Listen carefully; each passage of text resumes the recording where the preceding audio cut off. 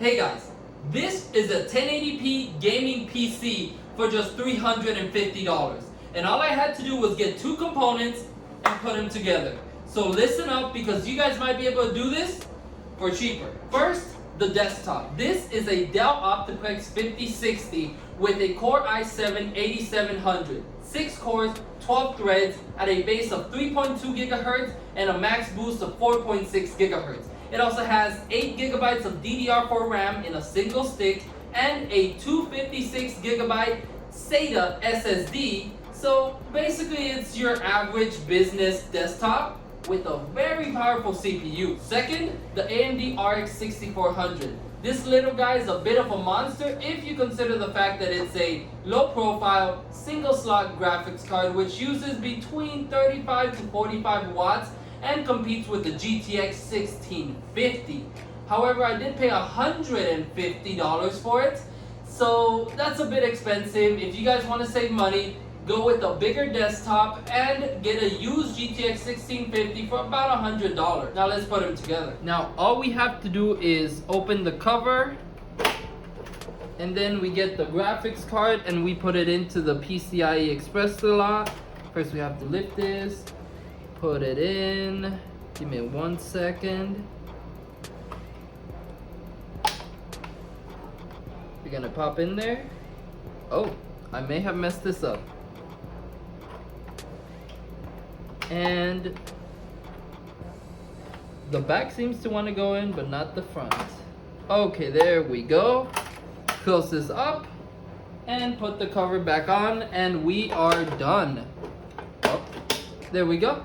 Now, let's see how it performs. First, on Halo Infinite, I was getting around 40 to 45 frames per second at 1080p lowest settings. So I turned it to 720p and I got around 60 FPS and sometimes closer to 75. However, during cutscenes, it went down as low as 9 frames per second.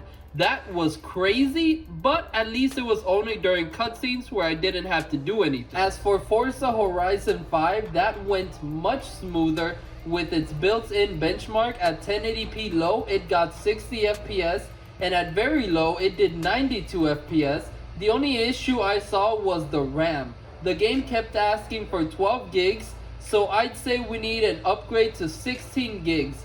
But lighter esports games like Apex Legends and Fortnite ran much better. So for Apex Legends, the average was 140 FPS with drops close to 100 when dropping out of the ship and when looking at large sections of the map. This is all at 1080p low settings, and I believe we were CPU limited here because this happened even at 720p. But either way, 100 FPS or above is not bad at all. As for Fortnite, the average was 97 because I did Team Rumble to see how it would do in big fights, and it did pretty good. I don't think it went below 70 FPS, and we were definitely CPU limited. And yes, this was 1080p low settings since that's what I normally use. Oh, and for Cinebench, we did 1188 for single core performance and 7035 for multi-core performance. This is Cinebench R23, and this explains why in some games we are CPU limited. The multi-score is good, but the single core score gets beat by modern laptop CPUs by a lot. So there you have it, guys, a solid $350 1080p gaming PC. And really all I have to say is it probably needs more RAM and more storage.